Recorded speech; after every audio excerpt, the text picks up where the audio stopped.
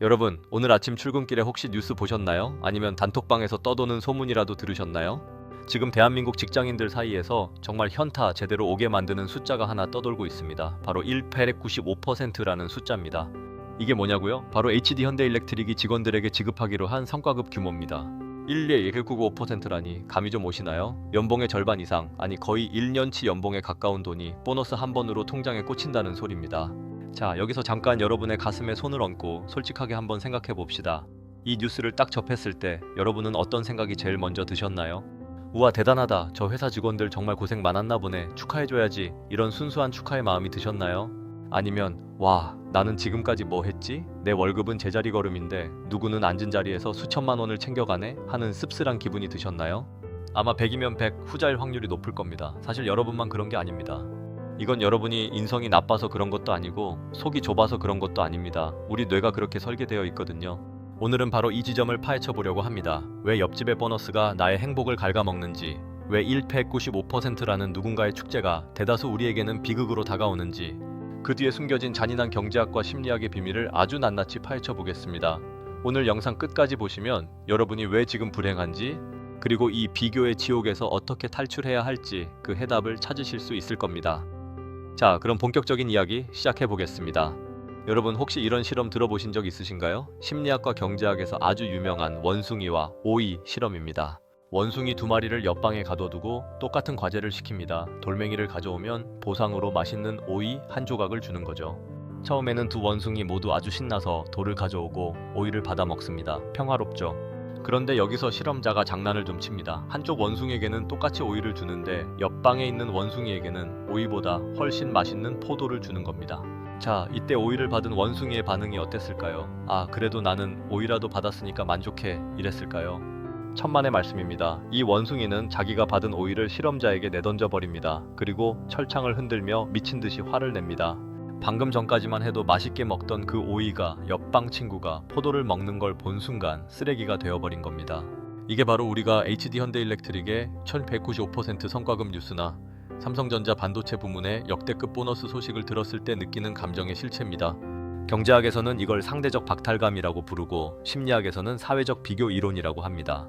1954년 사회심리학자 런 페스팅거가 제안한 이 이론에 따르면 인간은 자신의 가치를 절대적인 잣대로 평가하지 않습니다. 항상 주변 사람들과 비교하면서 내 위치를 확인하려 하죠. 여러분, 서울 강남의 30평대 아파트에 산다고 가정해 봅시다. 객관적으로 보면 엄청난 부자죠? 그런데 내 주변 친구들이 전부 한강이 보이는 50평대 펜트하우스에 살고 있다면 어떨까요? 나는 갑자기 초라한 서민이 된 것 같은 기분을 느낍니다.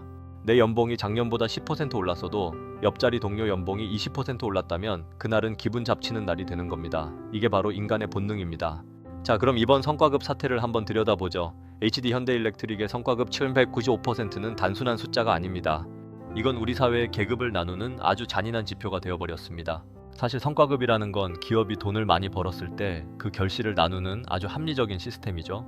하지만 이 시스템이 상대적 박탈감이라는 괴물과 만나면 사회적 재앙이 됩니다. 한번 상상해보세요. 어느 날 아침 눈을 떴는데 온 포털 사이트가 성과급 잔치 뉴스로 도배되어 있습니다.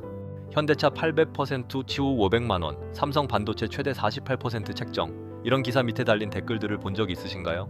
와, 내 연봉보다 보너스가 더 많네. 이직 준비합니다. 대한민국은 두 부류로 나뉜다. 성과급 받는 자와 못 받는 자. 이런 말들이 쏟아집니다.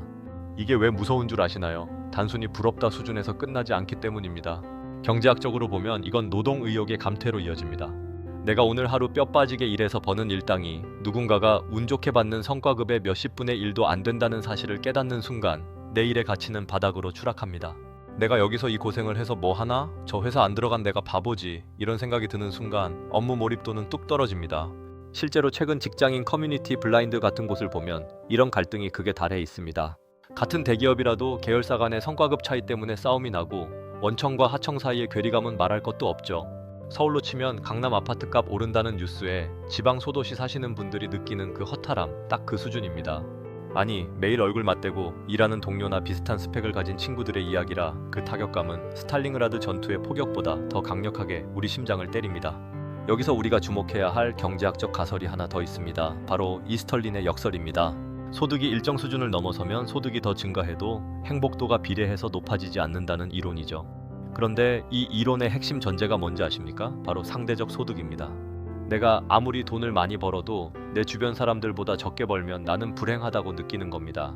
자, 여러분, 만약 여러분에게 두 가지 선택지가 있다고 해봅시다. 1번, 나는 연봉 5천만 원을 받는데 주변 사람들은 모두 4천만 원을 받는 세상. 2번, 나는 연봉 1억 원을 받는데 주변 사람들은 모두 2억 원을 받는 세상.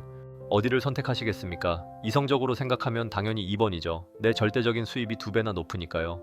그런데 놀랍게도 실험을 해보면 아주 많은 사람이 1번을 선택합니다. 남보다 잘 나가고 싶은 욕구가 내가 더 풍족하게 사는 것보다 앞선다는 겁니다. 참 어처구니가 없으면서도 소름 돋는 결과죠. 이제부터가 진짜 본 게임입니다. 기업들은 왜 이렇게 위험한 성과급 잔치를 벌이는 걸까요? 단순히 직원들이 예뻐서일까요? 아닙니다. 여기엔 아주 치밀한 경영 전략과 자본의 논리가 숨어 있습니다. 첫 번째는 골든 핸드커프, 골든 핸커프스, 즉 황금 수갑 효과입니다. 핵심 인재들이 다른 회사로 도망가지 못하게 돈으로 묶어두는 겁니다. 너 우리 회사 나가면 이 어마어마한 성과급 포기해야 해. 그래도 갈 거야? 라고 묻는 거죠. 이 수갑이 채워지는 순간 직원들은 높은 연봉과 성과급의 노예가 되어 회사에 충성하게 됩니다. 하지만 이 수갑은 안 찬 사람들에게는 철창이 됩니다. 그 성과급을 받지 못하는 다수의 협력사 직원들, 중소기업 직장인들에게는 거대한 벽이 느껴지는 거죠. 두 번째는 성과주의의 함정입니다. 기업은 성과급을 통해 직원들을 무한 경쟁으로 몰아넣습니다. 옆 부서보다 더 잘해야 너희가 저 795%의 주인공이 될 수 있어 라고 속삭입니다. 이렇게 되면 동료는 함께 가는 파트너가 아니라 내 성과급을 깎아먹는 경쟁자가 됩니다. 자, 그런데 여기서 진짜 비극이 발생합니다. 이런 엄청난 성과급이 과연 그 회사 직원들을 행복하게만 만들까요? 사실 그렇지도 않습니다. 이번엔 1100% 받았는데 내년엔 안 주면 어떡하지? 하는 불안감이 엄습합니다. 한번 높아진 눈높이는 절대 낮아지지 않거든요. 작년에 1000% 받았는데 올해 500% 받으면 사실 500%도 엄청난 돈인데도 불구하고 직원들은 회사가 우리를 홀대한다며 파업을 결의합니다. 행복의 기준선이 저 하늘 위로 올라가 버린 겁니다. 이걸 경제학에서는 쾌락의 쳇바퀴, 에이셰도닉 트레드밀라고 부릅니다. 아무리 빨리 달려도 제자리 걸음인 쳇바퀴처럼 소득이 늘어나도 금방 그 상태에 적응해버려 더 큰 자극을 원하게 되는 현상이죠. 여러분 살면서 이런 기분 느껴보신 적 있죠? 친구가 주식으로 대박 났다는 소리를 들었을 때, 사촌이 땅을 샀다는 소식을 들었을 때 분명 내 삶에는 아무런 변화가 없는데도 갑자기 내 방이 좁아 보이고 내 차가 똥차처럼 느껴지는 그 기분 말입니다. 이게 바로 비교가 주는 독약입니다. 특히나 지금처럼 SNS가 발달한 시대에는 이 독약이 24시간 우리 혈관을 타고 흐릅니다. 예전에는 옆집 영철이가 뭘 먹는지 알 길이 없었습니다. 기껏해야 명절 때 친척들 만나서 은근슬쩍 자랑하는 게 다였죠. 그런데 지금은 어떻습니까? 인스타그램만 켜면 오마카세 먹는 사진, 새로 뽑은 외제차 사진, 그리고 이번 성과급 인증 샷이 쏟아집니다. 이제 우리는 전국의 상위 1%들과 나를 비교하며 매일매일 스스로를 고문하고 있는 겁니다. 자, 그럼 우리는 어떻게 해야 할까요? 이 비극적인 비교의 굴레에서 그냥 평생 고통받으며 살아야 할까요? 나는 왜 HD 현대일렉트릭에 입사하지 못했을까? 라며 자책만 하고 있어야 할까요? 이제 냉정하게 현실을 직시해 봅시다. 세상은 원래 불공평합니다. 이건 포장할 수 없는 사실입니다. 누군가는 운 좋게 호황을 맞은 산업군에 속해 돈벼락을 맞기도 하고 누군가는 최저임금 수준에 머물기도 합니다. 우리가 집중해야 할 것은 그 숫자가 아니라 그 숫자가 내 마음을 어떻게 흔들고 있느냐 하는 점입니다. 여러분, 경제학 용어 중에 포지셔널 굿즈, 포지셔널 굿즈, 즉 지위제라는 개념이 있습니다. 반면 비지위자의 non-positional goods라는 것도 있습니다. 이건 남과 비교하지 않아도 그 자체로 나에게 만족을 주는 것들입니다. 사랑하는 가족과 보내는 시간, 내가 좋아하는 취미생활, 건강, 그리고 내가 이 일을 통해 느끼는 순수한 보람 같은 것들이죠. 사회학자들의 연구에 따르면 사람들은 지위제를 얻었을 때보다 비지위제를 충분히 누릴 때 훨씬 더 장기적이고 안정적인 행복을 느낀다고 합니다. 성과급 1000표를 받아도 다음날 상사에게 욕을 먹고 가족과 대화 한마디 안 한다면 그 행복은 며칠 못 갑니다. 하지만 비록 보너스는 없더라도 퇴근 후 따뜻한 밥 한 끼를 같이 할 사람이 있고 내가 어제보다 오늘 조금 더 성장했다는 느낌을 받는다면 그 행복은 우리 삶을 지탱하는 단단한 뿌리가 됩니다. 물론 돈이 최고지 무슨 선비 같은 소리냐 라고 하실 분들도 계실 겁니다. 맞습니다. 돈 중요하죠. 1초에 95% 성과급 있으면 너무 좋습니다. 하지만 그 돈이 없다고 해서 여러분의 삶이 가치 없는 것은 절대 아닙니다. 여러분이 지금 하고 있는 일, 여러분이 버티고 있는 그 자리는 누군가에게는 또 다른 부러움의 대상일 수도 있습니다. 자, 이제 이야기를 정리해볼까 합니다. HD 현대일렉트릭의 195% 성과급은 분명 부러운 일입니다. 하지만 그건 그들의 숫자일 뿐 여러분의 가치를 결정하는 성적표가 아닙니다. 우리가 진짜 경계해야 할 것은 내 지갑의 빈자리가 아니라 내 마음의 빈자리를 남의 떡으로 채우려는 시도입니다. 옆집의 포도를 보며 내 손에 든 오이를 쓰레기통에 던져버리는 원숭이가 되지 마세요. 그 오이는 여러분이 오늘 하루를 정직하게 살아낸 대가이고 누군가에게는 그토록 간절했던 한 끼일지도 모릅니다. 세상이 던지는 자극적인 숫자들에 휘둘리지 마세요. 그 숫자들이 여러분의 행복을 결정하게 내버려 두지 마세요. 오늘 퇴근길에는 남의 보너스 뉴스 대신 내가 좋아하는 노래 한 곡을 더 들어보시는 건 어떨까요? 아니면 나 자신에게 오늘도 수고했다는 말 한마디와 함께 맛있는 편의점 맥주 한 캔이라도 선물해 주는 겁니다. 남이 받는 철천퍼센트보다 내가 나에게 주는 1%의 위로가 때로는 우리 삶을 더 풍요롭게 만드는 법이니까요. 여러분의 가치는 통장에 찍히는 숫자가 아니라 여러분이 오늘 하루를 어떻게 살아냈느냐에 달려 있다는 사실을 꼭 기억하셨으면 좋겠습니다. 오늘 제가 준비한 이야기는 여기까지입니다. 여러분, 남의 잔치에 들러리 서지 마시고 여러분만의 근사한 축제를 만들어가는 하루 되시길 바랍니다. 긴 이야기 들어주셔서 감사합니다.